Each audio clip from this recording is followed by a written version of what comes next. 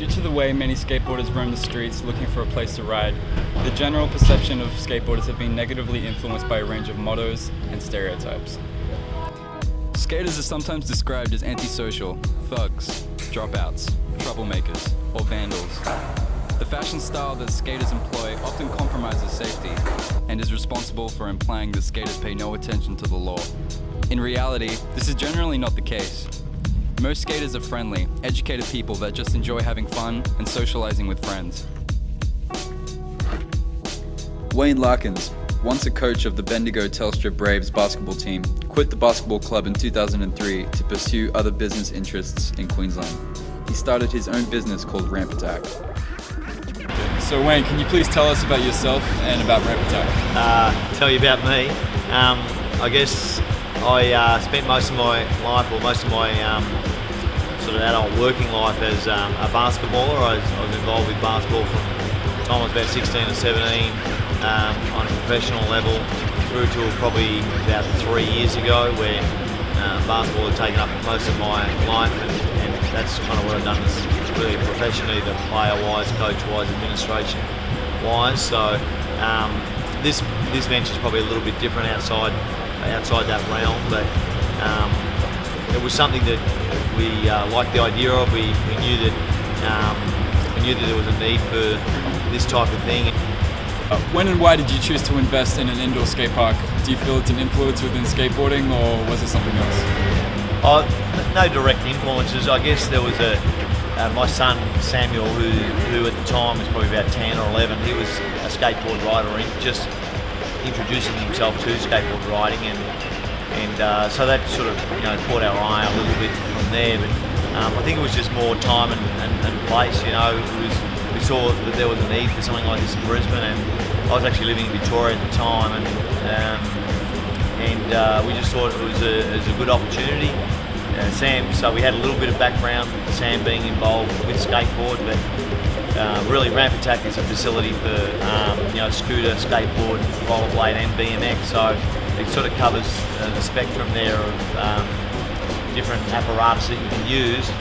So it's not just limited to skateboard, but that's the idea of skate park. That's what that sort of heading or umbrella comes under. What benefits are there participating in indoor skateboarding rather than in a public skate park or property?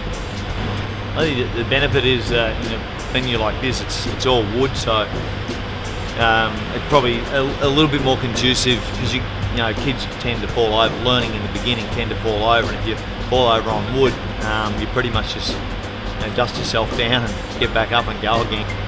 The other is that we kind of we watch out to make sure that there's fair play. We want fair play for all parties. So if someone's on a bike and someone's on a skateboard, then we like to make sure that they're working cohesively within the park, and I think that doesn't always happen.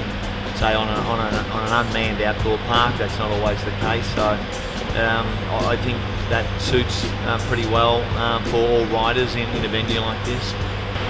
What safety precautions do you take at Ramp Attack? What is compulsory and what isn't? Well, we just make sure that when people come in through the front door, they realise that it is a dangerous sport. I think any of those BMX, skateboard, rollerblade and scooters, they're all four of them are dangerous. So there's always a risk, or always a chance that you can fall over and break something, or fall over and scratch something. So there's definitely a risk involved. There's no two ways about that. So we make sure that people are clear on that when they come through the front doors. What are the precautions in relations to supervision and emergency situations? Well, as I was kind of mentioning before, we always keep a lookout to make sure that there's fair play. Obviously, there's an emergency. We always contact the person's parent or the person's guardian. And so, if we think it, which our staff I'm talking about, if they think it's that there's a warrant an ambulance, and we absolutely get them to call the ambulance ASAP for any sort of break. Even if it's a suspect, we'd rather have them come than not know. So anything that's along that line or above, that's generally the first thing we do. Do you feel as if you've encouraged the practice of safety to the skate community at Ramp Attack? We probably I think just the fact that you have to pay $10 to get in the door it probably gets rid of a lot of people that may be at a skate park for a wrong reason, rather than a right reason. I think most people that go to a 90% or 95% of the people that go to a skate park are generally going for the right reasons. And the right reasons obviously are to skate. All right, Wayne Larkins, just want to thank you. No problem at all. Thank you for giving us information about Ramp Attak, and we appreciate it.